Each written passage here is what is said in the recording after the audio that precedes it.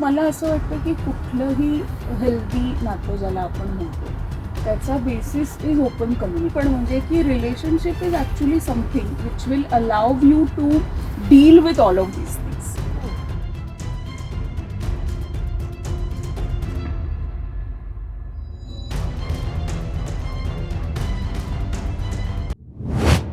नमस्कार, स्वागत आहे आपलं आपल्या चॅनलवर काहीतरी हटके ह्याच्यावर.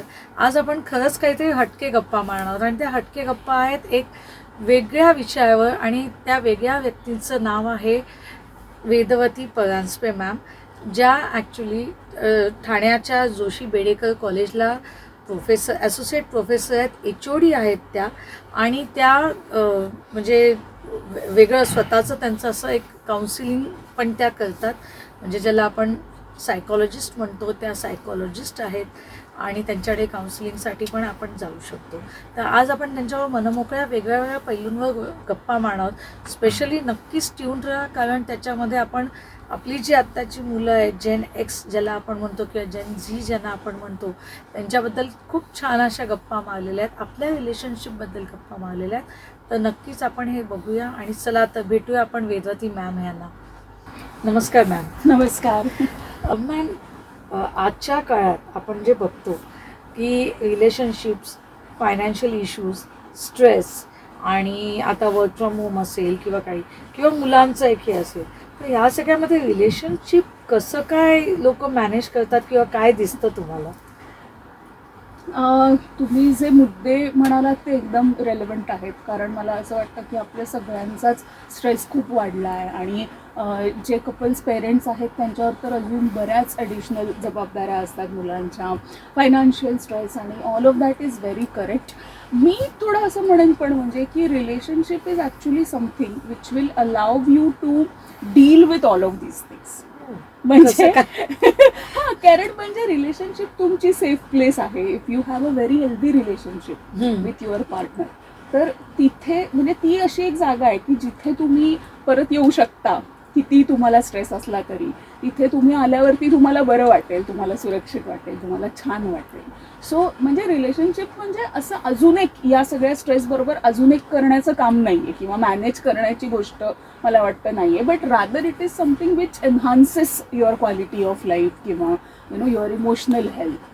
हां, म्हणजे अर्थात जर काही ताणतणाव त्याच्यात असतील तर मग तो एक पूर्ण वेगळा हे होतो. पण a healthy relationship is something जी मला असं वाटतं की हे सगळ्या प्रकारचे ताणतणाव किंवा जबाबदाऱ्या मॅनेज करताना ती त्याच्या स्पाईनसारखी असते, धरून ठेवणारी असते, कणा असते. ओके. पण मॅम, आता आपण म्हणतो की दोघंही कपल्स म्हणजे आजकाल नवरा बायको दोघंही जॉबला जातात, मुलं त्यांचं करत असतात किंवा इतके आजकाल ॲक्टिव्हिटीज आहेत की मुलांना अर्धा वेळ मुलं जवळजवळ मी म्हणेन की दिवसभर ॲक्टिव्हिटीमध्ये किंवा क्लासेसमध्ये असतात. दोघांनाही स्ट्रेस असल्यावर दोघं कसं रिलेशनशिप मॅनेज करणार? नाही, बरोबर आहे तुम्ही म्हणता ते. थोडंसं कधी कधी कठीण असू शकतं. म्हणजे मला असं वाटतं की खालीवर असू शकतात गोष्टी. लाईक कधी कधी काही पॅचेस असे असू शकतात की ज्याच्यामध्ये अगदी एकमेकांशी नीट बोलायला सुद्धा वेळ होत नाहीये, खूप बिझी आहोत, दिवसभर काहीतरी करतोय किंवा जरी बोललो तरी ते कामापुरतंच आहे. पण मला असं वाटतं की जेव्हा असा पॅच येतो तर तेव्हा दोघांनीही रिलेशनशिपमध्ये जे दोघं पार्टनर असतील त्यांनी हा थोडासा विचार केला पाहिजे की अरे असं होतंय, मग आता काय करूया आपण ते बदलण्यासाठी. मग छोट्या छोट्या गोष्टी असतील की म्हणजे जस्ट तुम्ही कॉफी घेताय एकत्र आणि बोलताय किंवा थोडासा वेळ दिवसातला कुठला ते त्यांनी ठरवू शकतात एकमेकांच्या सोयीने. तो थोडासा असा ठेवलाय की मोबाईल आपण अजिबात बघत नाही आहोत किंवा दुसरी कुठलीही डिस्ट्रॅक्शन नाही आहेत आणि we are just connecting with each other. So मला असं वाटतं तो विचार कुठेतरी राहिला पाहिजे की अरे आपण काय करू शकतो जर असा पॅच असेल तर तो बदलण्यासाठी. आणि असं सुद्धा थोडं म्हणजे म्हणू शकतो की ज्या गोष्टी कधी कधी असं होतं, म्हणजे नोबडी इंटेंट्स इट परहॅप्स, पण ज्या गोष्टी एकदम सुरुवातीला रोमॅन्सच्या काळात करायचो एकमेकांसाठी, म्हणजे एकमेकांना बरं वाटावं म्हणून, त्या कधी कधी विसरल्या जातात करायच्या. सो त्या थोड्या आपण परत आठवल्या किंवा त्या लक्षात आणून त्यातली एखादी जरी केली आय थिंक तरी पण नातं परत ताजंतवानं होऊ शकतं. It is just about reconnecting. Couple therapy जी आपण आजकाल ऐकतोय तर ती त्यातलाच एक भाग आहे का काही वेगळं आहे? म्हणजे काउन्सिलरच्या दृष्टिकोनाने मी विचारते तुम्हाला. राईट. म्हणजे काउन्सिलिंग हा ब्रॉड टर्म आहे असं आपण म्हणूया, आणि त्याच्या अंतर्गत मग अनेक स्पेशलायझेशन्स असू शकतात. तसं कपल्स थेरपी हे छोटीशी सुपर स्पेशलाइज त्यातली ब्रांच आहे. सो ओव्हरऑल काउन्सिलिंग आपण असं म्हणतो की तुमची मेंटल हेल्थ, तुमचं वेलबिंग चांगलं राहावं, मानसिक स्वास्थ्य राहावं म्हणून आपण करतो. किंवा कधी कधी जेव्हा त्या मानसिक स्वास्थ्यामध्ये काहीतरी अडचणी येतात तेव्हा आपण काउन्सिलिंगला जातो. तसं सिमिलरली रिलेशनशिप तुमची चांगली राहावी, छान राहावी म्हणून जेव्हा आपण काउन्सिलिंग सीक करतो त्याला आपण कपल काउन्सिलिंग म्हणतो. फरक हा आहे की कपल काउन्सिलिंगमध्ये दोन्ही पार्टनर इन्व्हॉल्ड असतात अर्थातच, आणि इंडिव्हिज्युअल काउन्सिलिंगमध्ये फक्त जो माणूस काउन्सिलिंग सीक करतो तोच इन्व्हॉल्ड असतो. पण आजकाल असं बघितलंय की खूप जेव्हा म्हणजे पाणी नाकातोंडाशी येतं तेव्हाच आपण काउन्सिलरकडे जातो दादा. म्हणजे पहिले तरी त्याला असं टॅबू म्हणता येईल, पूर्वी तरी म्हणजे काउन्सिलरकडे जाणं किंवा सायकोलॉजिस्टकडे जाणं किंवा इव्हन सायकॅट्रिस्टकडे पुढे जर सायकोलॉजिस्टने केलं तर आजकाल ॲटलिस्ट अवेअरनेस झालाय बऱ्यापैकी. आणि पण तरी पण म्हणजे मला असं हे झालं की लोक अजूनही ॲज अ कपल थेरपी म्हणून म्हणजे माझं रिलेशन चांगलं राहावं म्हणून नाही जात.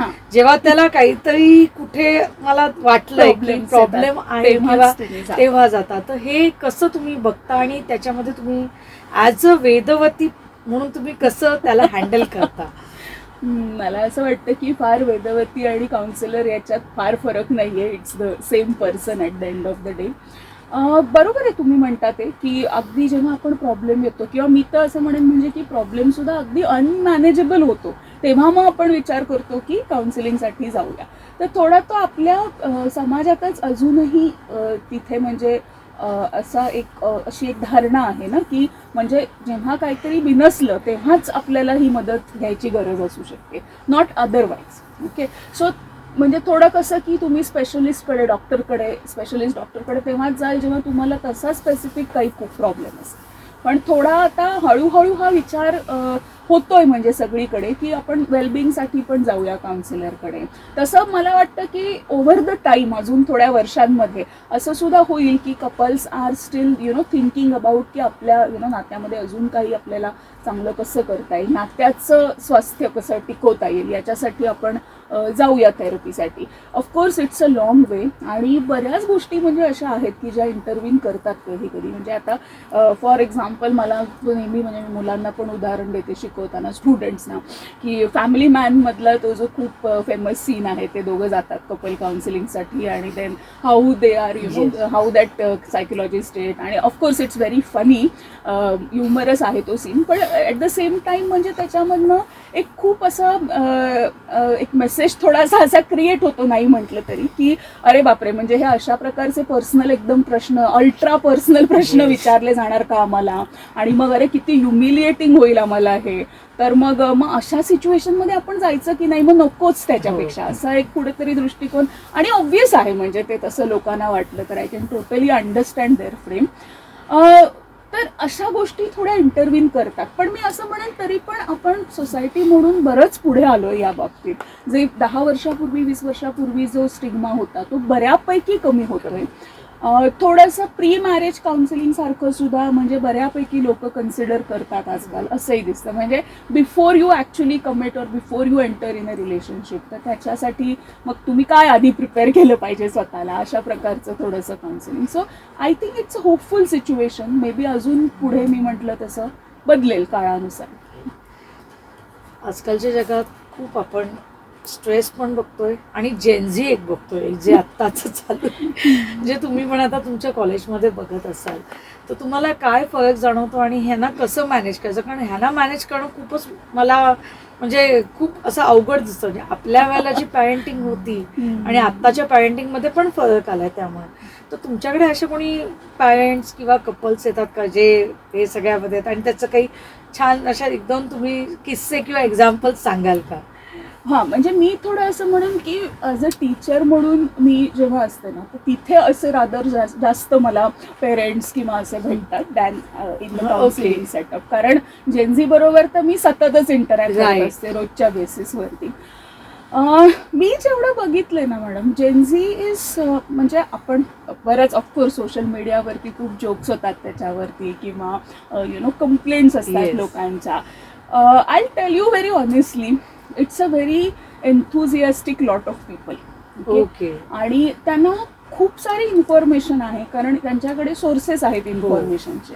सो आता असं होत नाही म्हणजे की तुमच्या पुढे अशी मुलं बसलेत की ज्यांना सायकोलॉजी किंवा तुमच्या विषयातलं काहीच माहीत नाही आहे, त्यांना बरंच ऑलरेडी माहिती आहे. सो तुम्ही ते सगळं जे त्यांना इन्फो आहे ती तुम्ही त्यांना अप्लाय करायला, त्याचा सेन्स लावायला कशी मदत कराल हे तुमचं स्किल आहे. नुसतं असं म्हणून चालणार नाही की हे अशा ॲटिट्यूडनी येतात की यांना सगळं माहिती आहे. त्यांना माहिती आहे कारण त्यांच्याकडे रिसोर्सेस आहेत. मला असंही थोडं वाटतं आणि व्हेरी पॉझिटिव्हली की they want to explore lot of things. त्यांचा ॲटिट्यूड थोडा असा आहे की आपण हे करून बघूया किंवा मला हे जाणून घ्यायचं आहे, which is again a very good thing. आणि तो सेम रिलेशनशिपबद्दल पण आहे. म्हणजे जसं आपण एक म्हणजे माझ्या वेळेला may be when I was like of 20 years or 22 years, तर तेव्हा म्हणजे एकदम बॉलिवूडमध्ये आपण दाखवतो तसं की once you fall in love then that's that, you look for getting married किंवा that's the final thing kind of thing. पण आता तसं बघितलं जात नाही. You are falling in love maybe, but you will go on few dates आणि अजून थोडं एकमेकांना जाणून घेऊया, मग ठरवू की प्रेमात पडतोय का, त्याच्यानंतर मग ठरवू की अजून पुढे राहायचंय का आपल्याला एकमेकांबरोबर. आणि मला नाही वाटत की हे खूप अनहेल्दी आहे. मला असं वाटतं की त्याच्यामुळे बरेच पुढचे ताप टळू शकतात, त्रास टळू शकतात. सो थोडंसं कॉशियसली एक्सप्लोअर करणं नात्याला हे वाईट नाही ऍक्च्युली. पण हा म्हणजे थोडासा मग त्याच्यामध्ये कुठे येतो मुद्दा की तुम्ही तितकी जबाबदारीने तुम्ही वागताय का, किंवा तुम्हाला तुमच्या इमोशन्सबद्दल, तुमच्या पर्सनॅलिटीबद्दलचा अवेअरनेस आहे का, की आपल्याला काय झेपेल आणि काय नाही झेपणार. म्हणजे माझी एक मैत्रीण फॉर एक्झाम्पल नेहमी असं म्हणते की छे लिव्ह इन वगैरे मॉरल त्यातलं हे सोडून दे, पण आपल्याला नसतं झेपलं, कारण कोण सारखं त्या अनसर्टनिटीमध्ये राहील की पुढे काय होईल याचं. सो तेवढा अवेअरनेस तुम्हाला आहे का, हा थोडा मुद्दा त्याच्यामध्ये येतो. पण अगेन जसे ते थोडे अजून मॅच्युअर होतात, I believe it will come. पेरेंटिंगबद्दल त्यांच्या म्हणाल ना तर yes, I mean it could be a challenge for parents, कारण आपण एकदम वेगळ्या ह्याच्यामधनं आलेलो आणि त्यांची मानसिकता थोडी वेगळी आहे. एकच गोष्ट दिसते मला थोडीशी, म्हणजे निगेटिव्ह पण नाही म्हणणार, पण जी चॅलेंजिंग आहे कदाचित पेरेंट्ससाठी, की जेनझीचा टॉलरन्स बिल्ड करणं प्रतिकूल परिस्थिती बरोबर सामना देण्यासाठी. रेझिस्टन्स, टॉलरन्स, रेझिलियन्स ज्याला म्हणतो, तो थोडा कमी पडतो कुठेतरी असं दिसतं. म्हणजे थोडीशी गोष्ट मनाविरुद्ध झाली तरी मग त्यांना एकदम ब्रेकिंग पॉइंटला आल्यासारखे होतात किंवा एकदम रडायला येतं. म्हणजे पेशन्स लेवलच खूप कमी आहे. आणि त्याच्या पुढचं जर बघाल तर जेनेक्स आत्ताचं ते तर म्हणजे आय होप म्हणजे तुमच्याकडे काही असं झालंय का की कुठे पॅरेंट्स घेऊन आलेत एखाद्या जेनेक्सच्या मुलाला आणि टॉलरन्स कमी आहे वगैरे? जेनेक्स बरोबर नाही इतकं माझं कॉन्टॅक्ट आलेलं कधी, किंवा इव्हन त्यांच्या पेरेंट्स बरोबर, पण जेन झीच्या पेरेंट्स बरोबर मात्र येत. म्हणजे असे होते ना, आत्ताच काही पेरेंट्स होते की ज्यांच्या मुलांनी कॉलेज ॲज सच अटेंड केलं नाही पूर्ण वर्षभर, त्यांचे काही इश्यूज होते आणि त्या इश्यूज बरोबर त्या मुलांनी जे काही डील करायला हवं, म्हणजे त्यांचा सामना करायला हवा, त्याच्यावरती उपाय करायला हवेत, ही पण ती मुलं करत नव्हती. आणि मग जेव्हा आम्ही सांगितलं की नाही तुम्ही पेरेंट आहात, तुम्ही सांगा त्यांना की हे असं असं करायला हवं, त्यांना पाठवा थेरपीसाठी, मग ते पेरेंट्स बिचारे म्हणजे असं म्हणतात की नाही मॅडम आमचं ती नाहीच ऐकत, मग आम्ही काय करायचं म्हणजे आता, किंवा आम्हाला अशी भीती वाटते की आम्ही जास्त फोर्स केलं आणि तिने काही बरं वाईट केलं स्वतःचं, मग आम्ही काय करायचं. म्हणजे असं थोडं आहे की मला वाटतं की पेरेंट्सना हे चॅलेंजिंग झालंय की त्यांना प्रतिकूल काही झालं आयुष्यात तर तिथे सामना करायला शिकवणं सुद्धा चॅलेंजिंग झालं. आणि ऑफकोर्स कारण म्हणजे खूप तसं म्हणाल तर खूप फेवरेबल कंडिशन्समध्ये ते वाढतात म्हणजे प्रतिकूल परिस्थिती इन टर्म्स ऑफ कसंही, म्हणजे फायनान्शियल असेल किंवा आपण कम्युट करतो ती असेल, पण यातल्या बऱ्याचशा गोष्टी त्यांना सहन नाहीच कराव्या लागल्या. त्यांनी कधी म्हणजे खडतर आयुष्य त्यांनी बघितलंच नाहीये, किंवा रादर पॅरेंट्सनी पण आता दिलेलं नाहीये. जे आपण जे आयुष्य हे केलंय की बाबा पैसे वाचवणं किंवा या गोष्टी पण आल्या, ते त्यांच्याकडे मला वाटतं बघितलंच नाही. त्यांनी नाही बघितलं. आणि पेरेंट्सचा अप्रोच असाच थोडा आता क्वेश्चन आलेला आहे ना की आपण एवढं कमावतो, मग ठीक आहे म्हणजे त्यांना त्यांना सुखात मुलांना ठेवलं किंवा त्यांच्या मनाप्रमाणे 4 गोष्टी त्यांना दिल्या, तर काय म्हणजे त्याच्यात बिघडलं? तर तसं बिघडलं काहीच नाही, पण जे नाही म्हणण्याची किंवा नाही ऐकण्याची जी मुलांना सवय असायची आधी, ती थोडीशी कुठेतरी गेली. आणि मग जेव्हा ते एकदम अशा ह्याच्यावर येतं, जसं मी हे उदाहरण म्हटलं तसं, तशा पॉईंटवर जेव्हा येतं, मग तेव्हा ते अप्लाय करणं कठीण जातं, कारण तुम्हाला एकदम नाही ना ते ऐकणार. आधीपासून तशी सवय नाहीये, सो आता तुम्ही कशी लावणार ती शेवटला ऐकणं? सोशल मीडियाचा इतका इम्पॅक्ट आहे का मॅम, की आजकाल आपण रिलेशनशिप म्हणजे आता नवरा बायको एक आहे, पण तरी बिकॉज मी ऑफिसमध्ये जास्त वेळ घालवते किंवा घालवतो, म्हणून तिथे मला कुठेतरी एक अट्रॅक्शन आहे कोणाबरोबर तरी, हे दिसतं का तुम्हाला? आणि ते आपण आपल्या पार्टनरबरोबर बोलतो का, आणि बोलल्यावर त्याचे परिणाम काय, म्हणजे बोललं पाहिजे की नाही, हे एक दुसरा मुद्दा आहे. तर ह्यावर थोडंसं सांगाल, कारण तुम्ही शेवटी रिलेशनशिप काउन्सिलर आहात, तर माझ्याबरोबर माझे जेवढे प्रेक्षक आहेत, बघणारे सबस्क्रायबर्स म्हणा, त्यांना पण हा प्रश्न नक्कीच पडलेला असणार आहे. खूप इंटरेस्टिंग टेरिटरी आहे ही.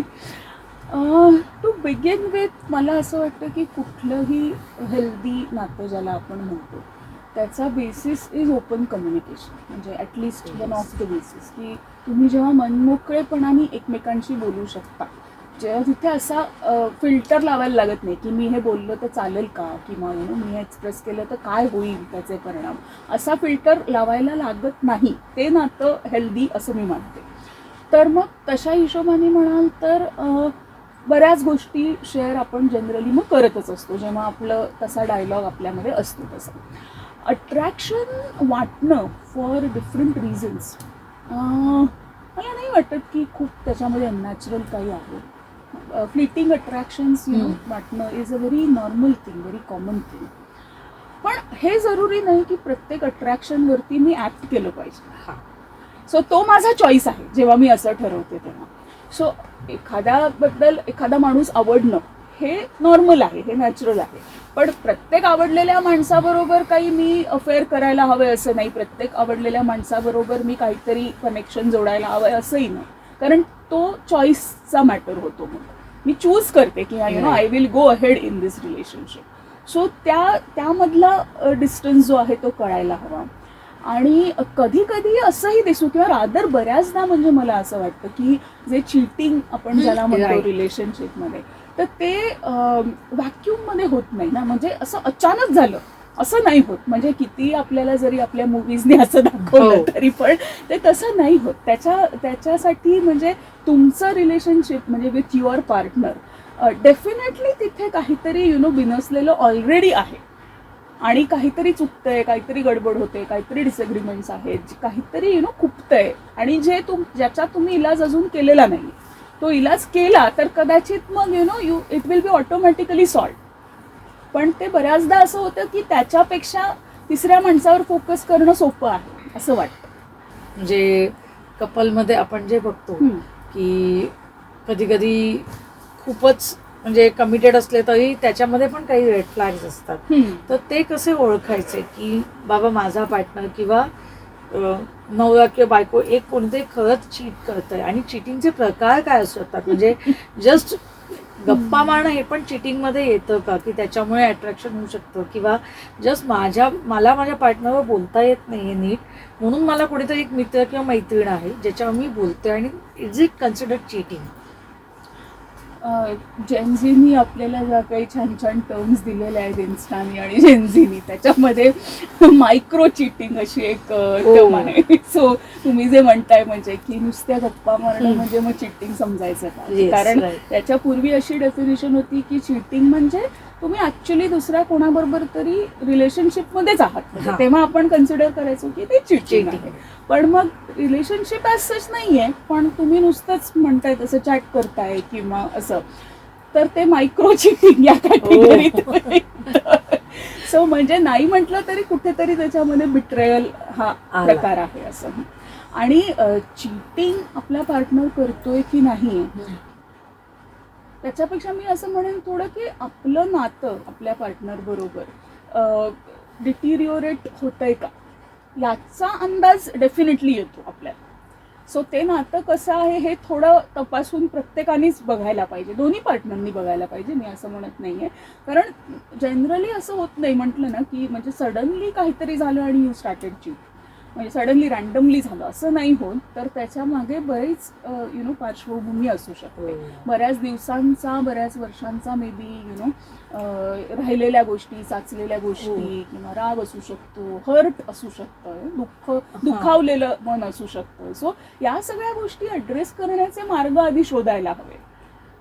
आणि अर्थात म्हणजे हा पण त्याच्यामध्ये मुद्दा आहे की आपल्याला हे सुद्धा दोन्ही पार्टनरनी लक्षात ठेवायला हवं की जरी आपल्यात जे काही आहे, म्हणजे मी म्हणते तसे साचलेले मुद्दे किंवा अशा गोष्टी आहेत, डिसॲग्रीमेंट्स आहेत, तर त्या रिझॉल्व्ह करण्याचा मार्ग शोधायला लागेल. त्याचा मार्ग हा नाही की आपण तिसऱ्या व्यक्तीबरोबर बोलतोय किंवा पण ही सुडाची भावना पण त्यात कधी असू शकते की मला माझ्या पार्टनरवर सूड उठवायचंय किंवा हे, आणि म्हणून मी हे करतोय किंवा करतेय, तर हे येतं का?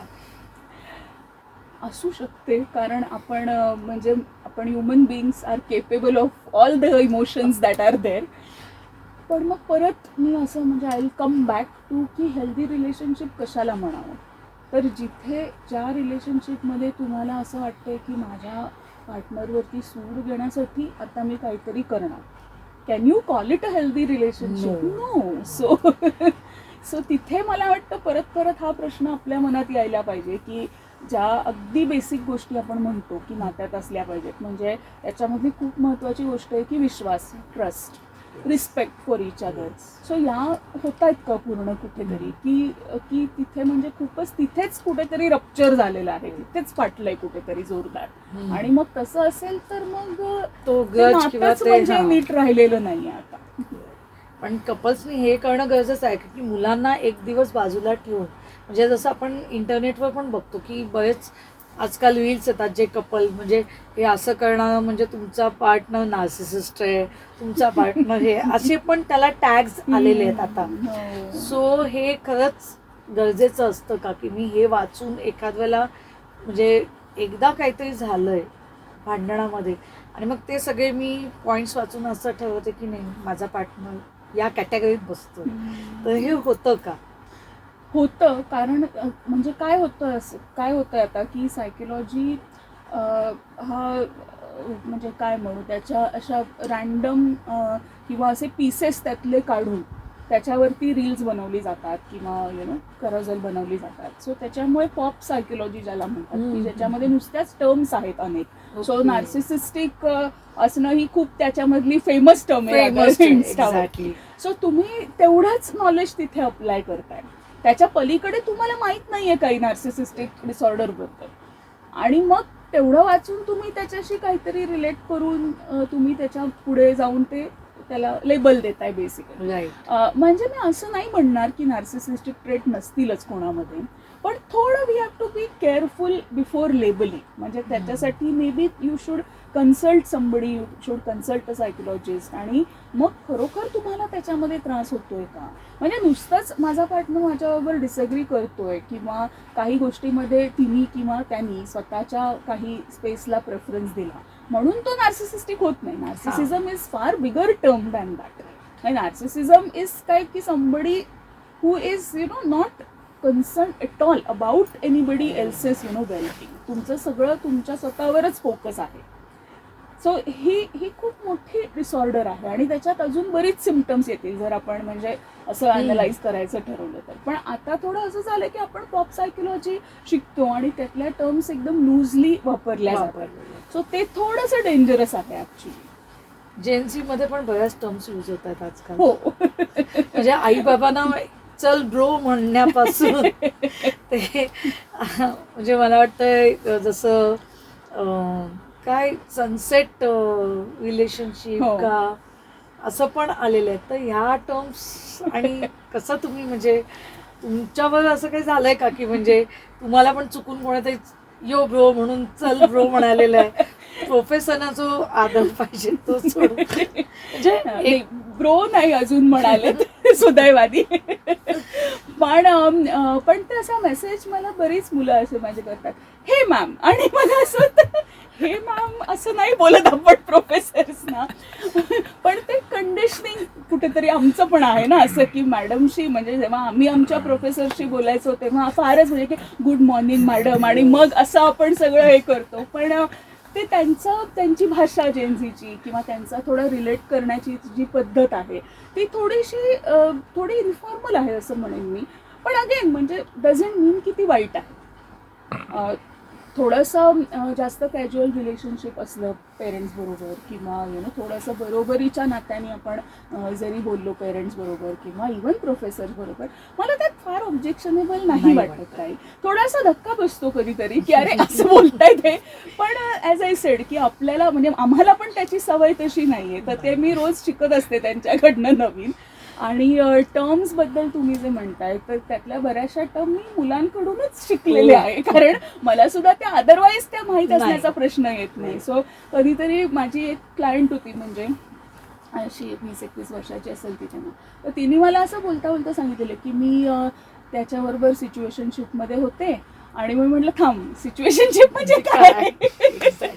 मग तिने मला एक्सप्लेन केलं की म्हणजे वी विल सी की आम्ही फक्त आता आहोत एकत्र, but we will see how it goes, आमचं असं काही ठरलेलं नाही वगैरे वगैरे अशी एक्सप्लेनेशन तिने मला दिली. सो असं जेव्हा जेव्हा त्या टर्म्स मला ते वापरतात माझ्यासमोर मग मी त्यांना विचारते याचा अर्थ काय आहे. That's how you can learn. कारण म्हणजे तशी काय ज्याला म्हणतो लेबलं असणं पण काही वाईट नाही, म्हणजे ठीकच आहे, कधी कधी मजा म्हणून आपण वापरू शकतो. पण त्याच्या पुढे जाऊन नात्याचा थोडासा डीपली विचार करणं मात्र मी म्हणेन आवश्यक आहे. पण खूपच झालेत म्हणजे फ्लिंग्स म्हणतो आपण त्यांच्या भाषेमध्ये, की फ्लिंग्स खूप आहेत त्यांना. की आज मी म्हणजे पूर्वी आपण म्हणजे आपल्याला कोणी मुलांनी विचारलं किंवा आपण रिलेशनशिपमध्ये असलो तरी आपण घाबरायचो. आजकाल ओपनली हो मी त्याच्यावर फिरायला चालले किंवा मी चाललो, हे खूपच कॉमन झालेलं आहे. आणि हे फ्लिंग्स खूप असतात त्यांच्यामध्ये. मग त्याला त्यांनी असे टर्मिनॉलॉजीज पण बऱ्याच दिलेल्या आहेत काही. हो हो अगदी अगदी अगदी त्यांच्या टर्म्स बऱ्याच आहेत. मला सुद्धा ते म्हटलं ना सगळ्या मला अजूनही माहीत नसतील. आणि पण तसं तुम्ही बघाल ना तर प्रत्येक जनरेशनची कंप्लेंट अशी असेलच की म्हणजे आता माझ्या आईवडिलांना आपण विचारलं तर ते पण असंच म्हणतील की अरे आमच्या वेळेला असं नव्हतं, किंवा इव्हन कॅज्युअली डेटिंग करणं हे त्यांना फारच ऑब्जेक्शनेबल वाटेल. पण मला ते ठीक वाटतं. म्हणजे जेव्हा मी अगदी when I was of may be 20 years or 28 years तेव्हा मला ते ठीकच वाटत होतं. सो तसा गॅप हा प्रत्येक जनरेशनमध्ये पडतच जातो. टर्म्सचा गॅप सुद्धा माझ्या मते प्रत्येक जनरेशन नवीन टर्म्स काहीतरी आणतच असते. सो एक म्हणजे माझे सिनियर कलीग आहेत त्यांनी आम्हाला सगळ्यांनाच म्हणजे असंच एक्झाम्पल दिलेलं की त्यांचे क्लायंट्स म्हणजे पेरेंट्स असतात. सो त्या पेरेंट्सनी सांगितलं की नाही मी विचारलं माझ्या मुलीला की ती काय त्या मुलाबरोबर करते वगैरे. सो शी सेड नाही we are just going out. तर त्यांचं म्हणणं होतं म्हणजे गोईंग आउट म्हणजे काय की असंच कॉफी प्यायला कुठेतरी जातोय मित्रांबरोबर. आम्हाला त्यांना एक्सप्लेन करावं लागेल नाही गोईंग आउट म्हणजे तसं नाही, going out is dating. So तसं. आणि हे एक्झाम्पल एक 12 वर्षापूर्वीचं असेल. सो तशा टर्म्स प्रत्येक जनरेशनच्या असतातच काहीतरी, आणि त्या म्हणजे फक्त वेगळ्या होत जातात, बदलत जातात. आपण पुढे जातो तोपर्यंत आई बाबा जोपर्यंत अपग्रेड आणि अपडेट होतात तोपर्यंत म्हणजे ऍटलीस्ट ते तरी सुखाने गोईंग आउट चल बाई चालली कॉफी. त्यांचं म्हणणं असंच होतं गोईंग आउट म्हणजे असंच कुठे बाहेर फिरायला मित्रमैत्रिणी जातात. म्हटलं नाही तसं नाही. असा अजून काही किस्सा आहे का तुमच्याकडे? कारण आजकाल म्हणजे ॲज अ पॅरेंट बरेच जे मिलेनियल्स आहेत, आता सगळे मिलेनियल्स आहेत जे जेनझीचे पॅरेंट्स आहेत, त्यांना हे खूप टर्म्स फारच म्हणजे माहिती नाही आहेत किंवा खरंच नाही माहिती आहेत बेसिकली. आणि त्यात एक गोष्ट म्हणजे जी मला पण सुखदायी वाटते ती म्हणजे चल ब्रो म्हणायला आईला मजा वाटते. आईलाही कुठेतरी यंग झाल्यासारखं वाटतं आणि कुठेतरी ते एक वेगळं कनेक्शन येतं जे आपल्या वेळेला नात्यांमध्ये म्हणजे आपण जो रिस्पेक्ट तर द्यायचो, पण रिस्पेक्ट बरोबर एक मी म्हणे फाईन लाईन होती आईबाबांमध्ये आणि आपल्यामध्ये, ती कुठेतरी पुसली गेली आणि त्याला एक वेगळं वळण लागलं किंवा एक वेगळं आपण म्हणू छान असं मुलामा दिला गेला. तर ते आत्ता खूप झालंय. म्हणजे ब्रो म्हटल्यावर ऑफकोर्स कोणाला नाही आवडणार असं झालेलं आहे. पण बाकीच्या पण या टर्म्समध्ये काही मलाही माहिती नाही. तर तुम्हाला पण काही असे किस्से असतील तर खरंच सांगा.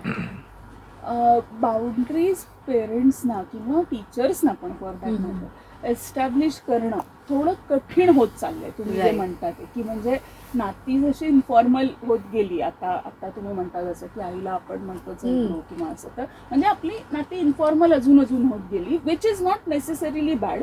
पण त्याच्यामुळे पेरेंट्सचं हे चॅलेंज अजून एक क्रिएट झालंय की त्यांना ती बाउंड्री कशी आखायची कळत नाहीये आता. कारण म्हणजे जर आपण पेरेंट म्हणून एकदम डिसिप्लिनियर राहायचं असेल तर आधी तर तसं झालेलं नाहीये, आधी आपण तसं वागलेलं नाही. तर ते मित्रत्वाचं नातं, पण आपण मित्र नाही होत अशी ती रेग आहे. At the end I am parent किंवा आय एम टीचर आणि तू स्टुडंट आहे किंवा तू you are my son or daughter. पण ती बाउंड्री थोडीशी कठीण झाली आखणं आणि त्याच्यासाठी जास्त एफर्ट्स घ्यायला लागणार पुढे असं वाटतं. म्हणजे आधी त्या बाउंड्रीज खूप हार्ड होत्या. जेव्हा म्हणजे अगदी अजून खूप मागे गेलो तर कदाचित तुम्हाला म्हणजे आपले पेरेंट्स किंवा आपल्या पेरेंट्सचे पण पेरेंट्स जर आपण विचारलं तर ते सांगतील की नाही आमचे वडील तर आमच्याशी बोलायचे पण नाही. पण ते सुद्धा again that is not a mark of good relationship. So तिथून आपण बराच प्रोग्रेस केला, आपण इव्हॉल्व केलं असं म्हणेन मी. पण आता दुसरे चॅलेंजेस त्याच्यामुळे निर्माण झाले आणि ते साहजिकच आहे. म्हणजे कारण म्हणजे जसं आपण पुढे जातो काळात आणि गोष्टी बदलतात तसं त्या नात्यांमधली चॅलेंजेस किंवा नात्यांमधल्या एकमेकांशी रिलेट करण्याच्या पद्धती पण बदलतात ऑफकोर्स. ते म्हणजे प्रत्येक जनरेशनला ती चॅलेंजेस घ्यावीच लागतात असं आहे थोडं. आपण रॅपिड फायरकडे जाऊ. वेगळं काहीतरी करूया त्याच्याच बरोबर. लव्ह मॅरेज की arrange marriage, which is better? Love marriage. पहिले सॉरी म्हणणारा इमोशनली स्ट्रॉंग असतो की म्हणजे त्याला नातं टिकवणं असतं? का आपल्याला असा काउंट ठेवायचा आहे पण की पहिले सॉरी कोण म्हणतं नात्यामध्ये? ते पण इगो येतं आजकाल बऱ्याच लोकांच्या. मी आपला हा एक प्रश्न विचारला तुम्हाला. खूपच म्हणजे याचं उत्तर जरी रॅपिड फायर असलं तरी पण I think it's a bit complicated. कारण सिच्युएशन काय आहे त्याच्यावरती ते डिपेंड असेल ना. म्हणजे सॉरी आपण कशासाठी म्हणतो त्याच्यावरती आहे.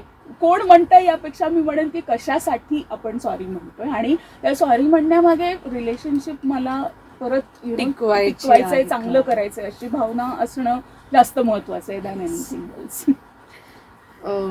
रेड फ्लॅग आधी बघितला जातो की नातं आधी बघितलं जातं? Gen Z is very expert in pointing out the red flags. आपण ते घेतलं पाहिजे एक्सपर्टाईज त्यांच्याकडनं. आणि जर नात्यामध्ये खूप रेड फ्लॅग्स असतील, खरोखर रेड फ्लॅग्स असतील म्हणजे, तर मग ते बघायलाच पाहिजेत ना. नाहीतर मग त्याचा त्रास होणार, कधी ना कधी त्याचा त्रास होणार. म्हणजे फॉर एक्झाम्पल जर असं असेल की माझ्या पार्टनरला मी काय करते सतत, म्हणजे मी फोनवर कोणाशी बोलते किंवा कोणाला मी मेसेज करते किंवा कोण मला मेसेज करते किंवा अशा कुठल्याही छोट्या छोट्या गोष्टी याच्यावर सतत चेक ठेवावा असं जर तिला वाटत असेल तर तो रेड फ्लॅगच आहे जेनझीच्या जनरेशनमध्ये. आणि जर तो मी इग्नोर केला तर डेफिनेटली मला पुढे जाऊन कधीतरी त्याचा त्रास होईल. ओव्हर थिंकिंग की ओव्हर रिॲक्टिंग? ओव्हर रिॲक्टिंग जास्त डॅमेज करतात. नात्यामध्ये पासवर्ड देणं जास्त धोक्याचं आहे का आपल्या पार्टनरशी चांगलं म्हणजे खुलेआम आपलं काय आपल्याबद्दल वाटते आपल्याला एखाद्याबद्दल ते सांगणं जास्त धोक्याचं आहे? Open communication me always advocate करेन. आणि पासवर्ड म्हणाल स्पेसिफिकली तर तो स्पेसचा मुद्दा येतो आणि स्पेस असावी नात्यामध्ये. सो असं काही मॅन्डेटरी नाही की एकमेकांचे पासवर्ड असले पाहिजेत एकमेकांकडे. That does not become a mark of having a good relationship. हा तुम्ही खूप वेगळा मुद्दा मांडला. ऍक्च्युली आपण असं म्हणतो की पासवर्ड देत नाहीये म्हणजे नक्की काहीतरी गडबड आहे. म्हणजे हा एक रेड फ्लॅग मानला जातो. म्हणजे माझी स्पेस मला किती महत्वाची येते. सो स्पेस महत्वाची आहे मला की मला आउटस्पोकन असणं महत्वाचं आहे? पुन्हा नाही, स्पेस आहे महत्वाची खूप असं मला वाटतं. म्हणजे एक नात्यामध्ये किंवा ओव्हरऑलच मी म्हणते की इंडिव्हिज्युअल स्पेस हा खूप फंडामेंटल रिक्वायरमेंट आहे. त्याच्याशिवाय तुम्ही कसे म्हणजे लोक सस्टेन कसे होतात याचं मला आश्चर्य वाटतं. रादर एकमेकात इतके मिक्सअप झाल्यासारख्या आयडेंटिटीज जर असतील तर. म्हणजे जरी दोन्ही लोक रिलेशनशिपमधले कितीही चांगल्या नात्यांनी बांधले गेले असले आणि ते कितीही त्यांना प्रिय असलं तरी ते दोन लोक वेगळे आहेत, त्यांच्या सेपरेट आयडेंटिटीज आहेत. आणि जर हे मान्य नसेल तर मग तुम्ही चांगल्या प्रकारच्या नात्यांनी चांगल्या प्रकारच्या बंधनांनी कनेक्ट नाही होऊ शकत. आणि जर तुम्ही हे मान्य करताय की माझ्या पार्टनरची वेगळी अशी एक आयडेंटिटी आहे तर मग स्पेस हा मुद्दा त्याच्यामध्ये ऑटोमॅटिकली आला. सो पासवर्ड त्यांनी मला द्यायचा की नाही हा कम्प्लिटली त्याचा प्रश्न आहे, कारण तो एक वेगळा व्यक्ती आहे, वेगळी व्यक्ती आहे, वेगळा इंडिव्हिज्युअल आहे. आणि असा जर डिमांड आपण करत असू तर मी थोडं असं म्हणेन की ती डिमांड कुठून येते हे पण बघायला हवं. म्हणजे त्याचा माइंडसेट काय आहे त्याच्या मागे, की कुठून येते ती डिमांड. आणि most of the time unfortunately ती पार्टनरला कंट्रोल करायच्या इच्छेतनं आलेली असते. So that is not, people have to be equal in the relationship. नाहीतर मग पॉवर इम्बॅलन्स असेल तर अगेन ते चांगलं नातं आहे असं मी नाही म्हणणार. रिलेशनशिप रील्स चांगल्या की काउन्सिलरकडे जाऊन हे कुठलं जास्त चांगलं किंवा डेंजरस आहे? हा सोपा प्रश्न आहे खूप. रील्स आर डेंजरस अर्थातच, आणि काउन्सिलरकडे जाणं हे जास्त पण आजकाल उलट बघितलं जातं. रील्स जास्त बघितल्या जातात आणि काउन्सिलरकडे जाणं कमी म्हणजे हे होतं. रील्स इझिली अवेलेबल आहेत, ते बघण्याचे तुम्हाला चार्जेस नाही द्यावे लागत. So yes, I understand. म्हणजे अर्थात काही काही पेजेस अशी असूच शकतात इन्स्टावर किंवा यूट्यूबवर, काही अकाउंट असू शकतात की जिथे खरोखर लोक सेन्सिबल बोलतात किंवा चांगले एक्सपर्ट्स असतात जे काही रील्स बनवतात, सांगतात. सो ते ठीकच आहे, म्हणजे नथिंग रॉंग इन दॅट. आणि तुम्ही अशा वेगळ्या वेगळ्या सोर्सेसकडून इन्फॉर्मेशन मिळवणं हे सुद्धा काही रॉंग नाही आहे. पण डेंजरस कुठे होतं की जेव्हा अशी 50 प्रकारची रील आहेत आणि ती सगळी तुम्ही बघता आणि त्यातले सगळे ॲडवाईस तुम्ही फॉलो करता, तर तिथे थोडं ते डेंजरस व्हायला लागतं. कारण एक गोष्ट खूप महत्त्वाची मला वाटतं निसटली जाते लोक आपल्या सगळ्यांकडूनच, म्हणजे की रील्स हे सुद्धा at the end of the day created content आहे. म्हणजे जरी ते असं दाखवलं जात असलं की हे तर आम्ही आयुष्य जगतो तसंच आहे असं जरी दाखवलं जात असलं तरी पण ॲट द एंड ते व्ह्यूजसाठी केलेलं आहे. ॲट द एंड तुम्ही ते कॅमेरा लावून शूट केलेलं आहे.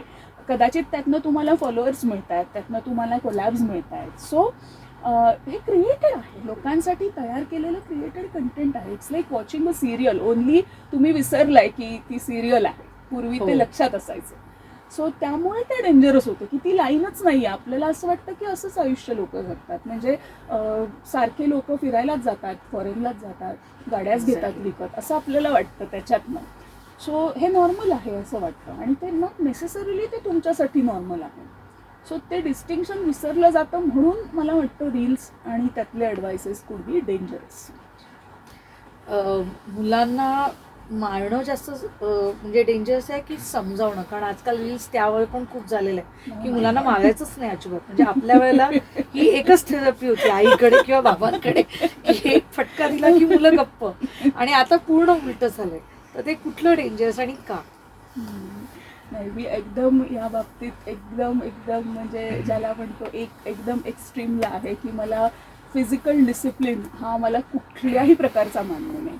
आणि असे बरेच स्टडीज तुम्हाला मिळतील सायकोलॉजीमध्ये की ज्याच्यामध्ये त्याचे किती निगेटिव्ह इम्पॅक्ट होऊ शकतात मुलांवरती हे दाखवलं जातं. आणि दुर्दैवाने ते तो जो परिणाम आहे म्हणजे तो त्या मुलांच्या त्या लहान वयापुरता लिमिटेड राहत नाही, तो पुढे एस्कलेट होतो, अडल्ट असताना पण एस्कलेट होतो.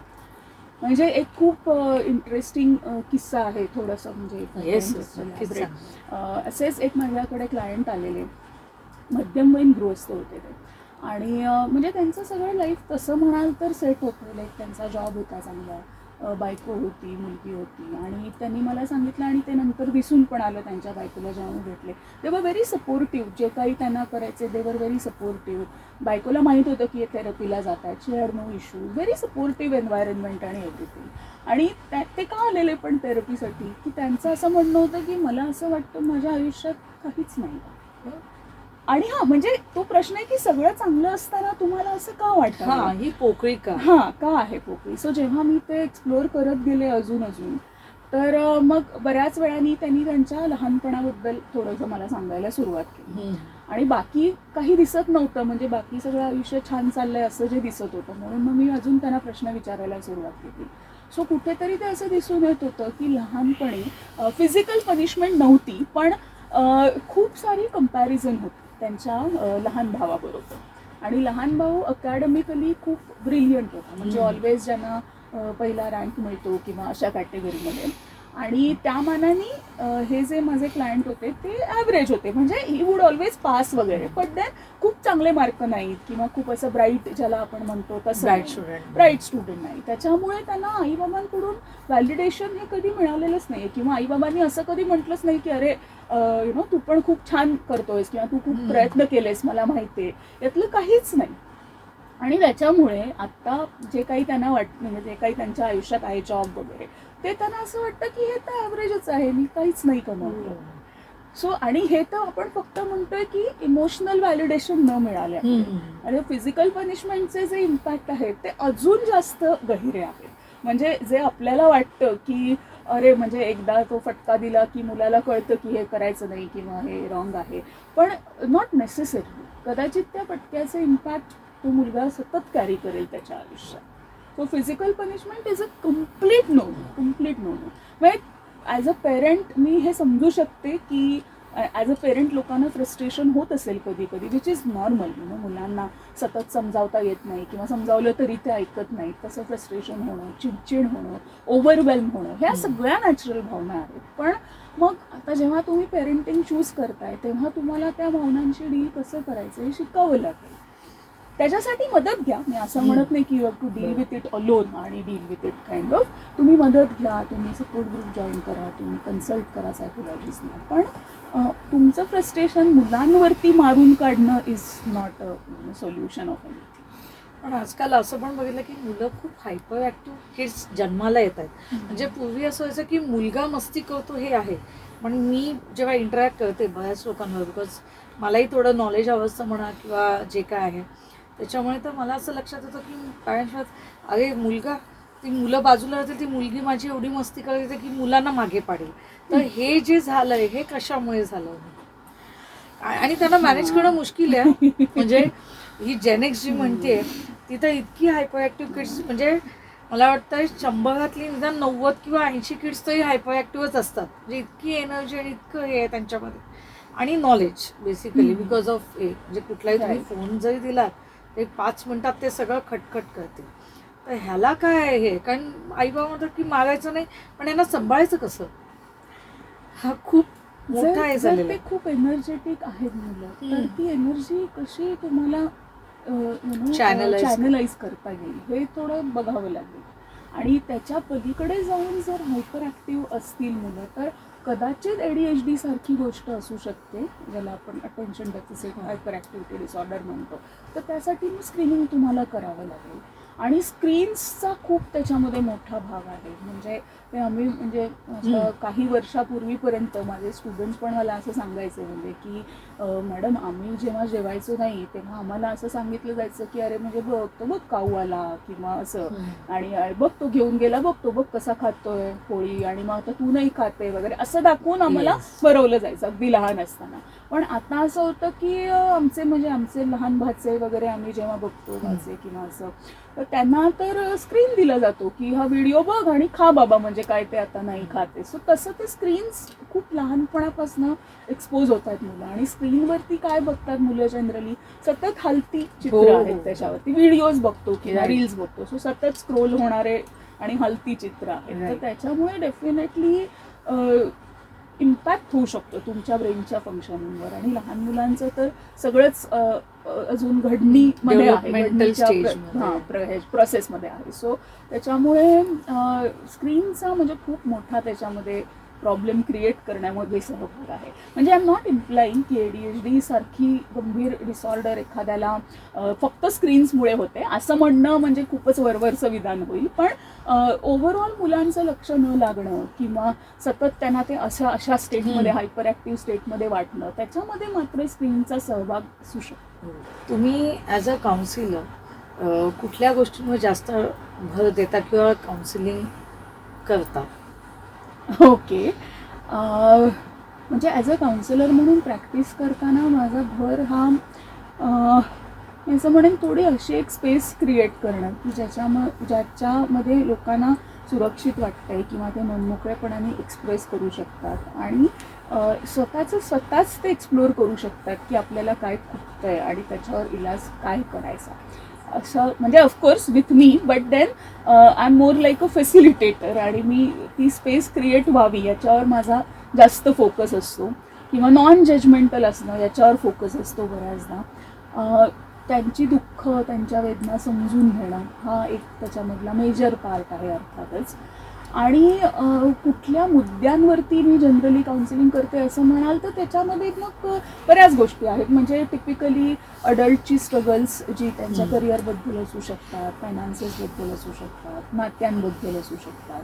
सो अडल्ट आणि यंग अडल्ट्स किंवा असा हा एरिया जनरली त्यांच्या स्ट्रगलचा हा माझा एरिया बऱ्याचदा असतो. म्हणजे अगदी लहान मुलांबरोबर मी नाही बघत, म्हणजे कारण somehow I don't feel की माझं एक्सपर्टाईज आहे तिथे. ओके.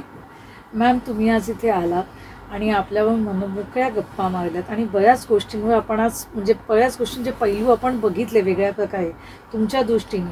ते फार महत्त्वाचं होतं आणि ते नक्कीच आपल्या प्रेक्षकांना आवडेल.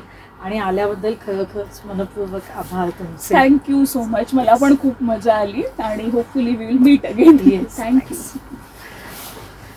तुम्हाला जर वेदवती मॅमचं काउन्सिलिंग करून घ्यायचं असेल, तुम्हाला असं वाटतं की एखाद्या रिलेशनमध्ये किंवा आपल्या जेनझीच्या मुलांना पण घेऊन जायचं आहे त्यांच्याकडे, किंवा आपल्याला स्वतःला आपल्या एजच्या लोकांना काही काउन्सिलिंग हवं आहे रिलेशनशिपच्या ह्याने, किंवा काही असेल स्ट्रेस रिलेटेड पण असेल, तर आपण खाली वेदवती मॅमचा नंबर दिलेला आहे, त्यावर तुम्ही नक्की कॉन्टॅक्ट करा आणि त्यांची अपॉइंटमेंट घेऊन त्यांच्याकडे काउन्सिलिंग नक्की करायला जा.